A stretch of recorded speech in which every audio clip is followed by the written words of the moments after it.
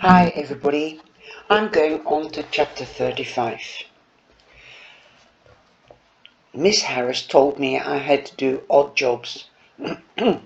Sorry, she did not tell me I had to do them with Sister Assumpta. Miss, no, I protested. Look, if I can just clear out one of the old classrooms myself, I can get it done way faster than if Sister is supervising me. I'm not leaving you unsupervised in this building again, Maeve. We all know what that leads to. Just do what she says. But do as she says and have some respect for God's sake. I wait in Sister Assumptia's lemon-walled office until the old nun eventually wanders in.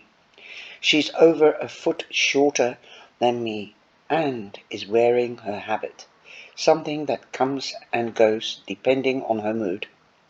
She hasn't been a nun in years and years, but I think she's got used to wearing it. Or maybe she just wants to remind people that she still is, in her heart, married to Jesus. Hello, sister, I say, in my most respectful voice. She gazes at me suspiciously. I'm Maeve, I say. I'm going to be helping you today. What did you do wrong? She asks, her voice rasping. Nothing, I say staunchly. I am just helping. You did something, she corrects, looking me up and down. You did something wrong. And for some reason I don't think she's talking about today. Here, she says, brandishing a handled vacuum cleaner at me. Run this down the Glustenstein. I look at her in confusion, like I did. I don't know what Glutenstein is. Trying to remember my Irish. The car, she snaps in frustration.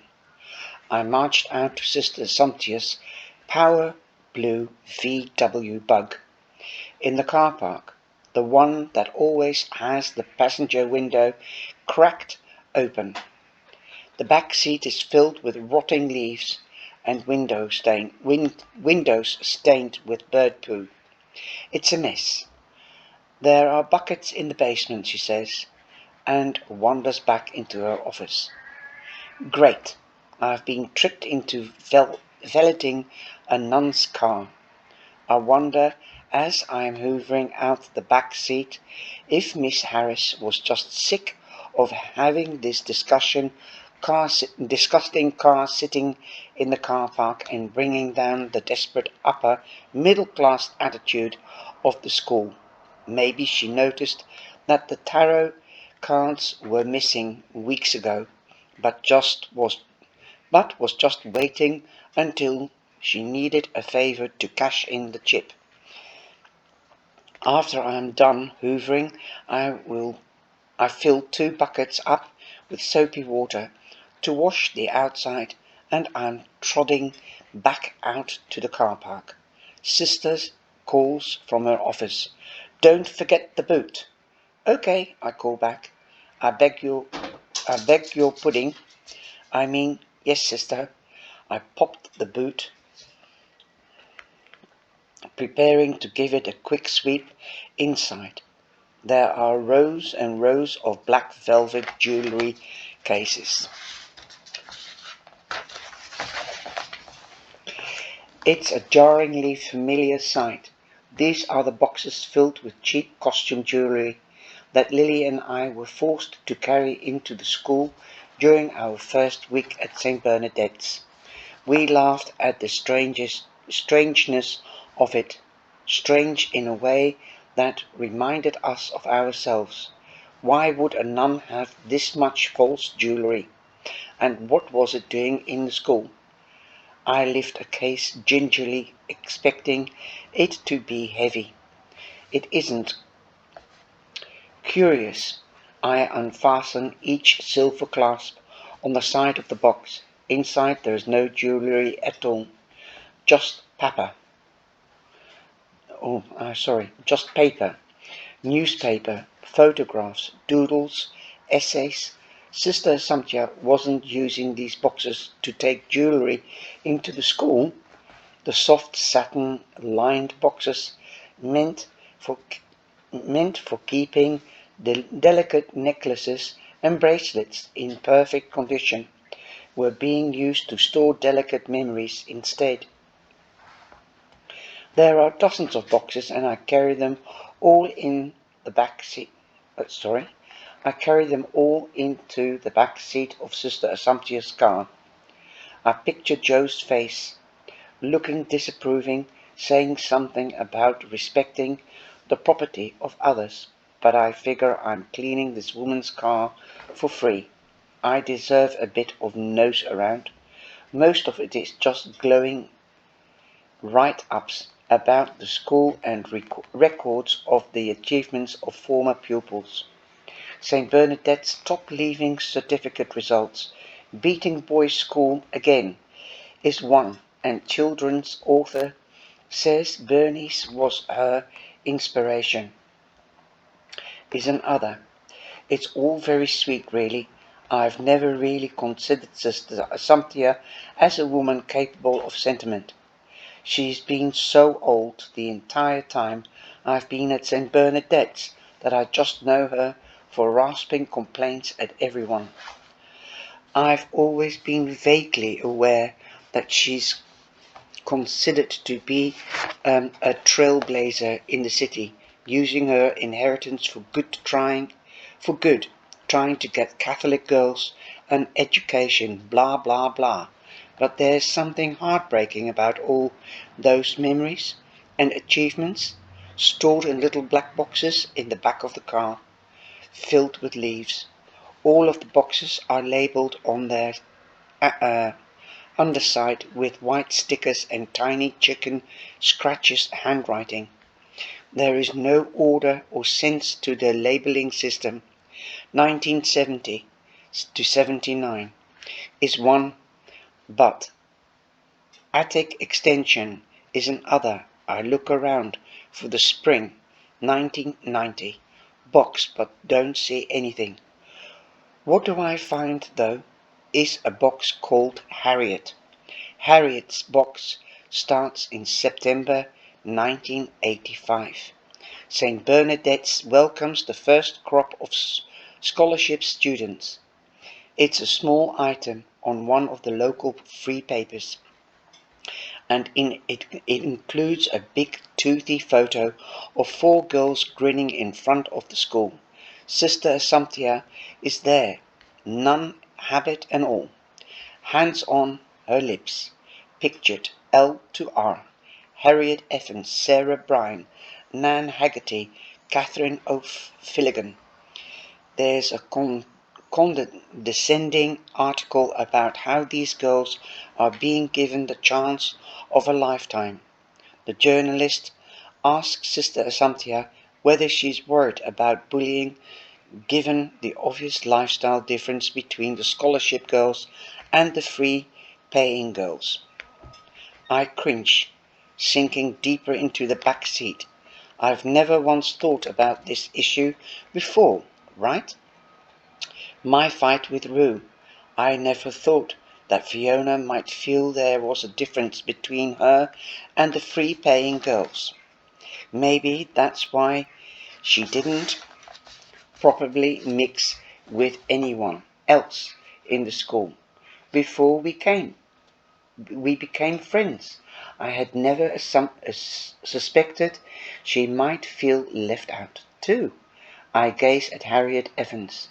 She's a big, pretty girl with nice brown eyes and thick, curly hair, with a woman from an Edwardian painting. She has winged eyeliner and a big smile. She looks like fun.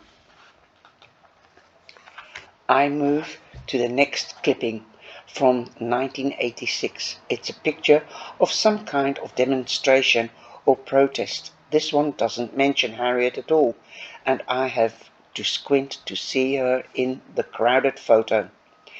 Harriet is mid-scream and carrying a Vote Yes sign over her head. Catholic girls' schools joins divorce demo. Wow, that is something. Also today, thousands joined a pro-divorce protest in Bishop Stanley Square, with school children leaving school in order to voice their wishes for a yes vote. Teenagers too young to vote in the June referendum after a favour of divorce being legal in Ireland, which many pundits pundits are saying is due to the influence of American films and television. Most surprising of all was the addition of St. Bernadette's Catholic Girls' School, a school known for its conservative policies. Sister Assumpta, the former nun and founder of the establishment, was quoted as saying that she had her head turned on the subject of divorce after sound and passionate pleas from the students who this issue affected. There have been concerns raised from parents of students saying that the school's yes stance is a sign of its wavering commitment to morality. Commitment to morality? I let out a harsh, hollow laugh. Is that what St. Bernadette's was known for? As long as I've been here, it's been known for slightly dippy posh girls with delusions of grandeur. Ooh, well, in Ireland things can get tough because of the Catholic schools. Because I was raised by Catholic nuns as well, because I had to go to a Catholic school when I lived in England. It's funny how often I forget the divorce in Ireland is relatively new. We didn't get it until 1995, only 10 years before I was born. Mum had 3 kids by then. I move on. Now I'm in 1989, and Harriet is my age. She has a glowing confidence of a senator. Her wide shoulders are back, her chin jutting out. Scholarship girl fouls Washington in international essay contest. St. Bernadette's scholarship winner Harry Evans, 16, has another win under her belt.